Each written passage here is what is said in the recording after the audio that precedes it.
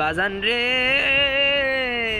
অনেক যুগ পর সেই পিকেতে উদ্দেশ্যে রওনা দিলাম।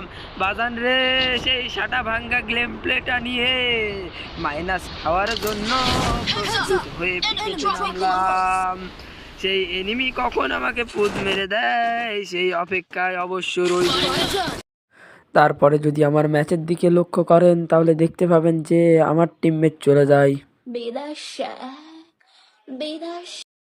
তারপর যে আমি পিকে থেকে বের হতে লাগি বাজান রে, তারপরে দেখি একটা এনিমি আমারে টুকি দেয়। তারপরে টুকি দেওয়ার সাথে সাথে একটা হেড মেরে দিই।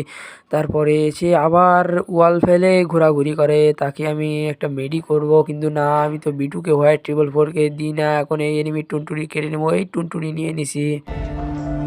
কি আরেকবার বলুন। কি? হ্যাঁ, এনিমিটার টুনটুনি খুলে নেওয়ার পর বাজান রে, আমার ফ্রেন্ড যখন আমাকে গগাগুগি করছিল বা গালাগালি করছিল, তখন আমি রিভাইভের উদ্দেশ্য হয়ে একটু চলে যাই। তারপরে দেখি রিভাইভটা দিই কোনো মতে। তারপরে রিভাইভটা দেওয়ার পরে পিকে একটু ঘোরাঘুরি করব, সেই সময় দেখতে পাই যে একটা এনিমি ঘোরাঘুরি করতেছিল, তাকে একটু ম্যাক্স 7 দিয়ে মারি, কিন্তু সে ওয়াল ফেলে। তারা দেখি এক টিমমেটের, কিন্তু এগুলো এনিমি বিষয় না।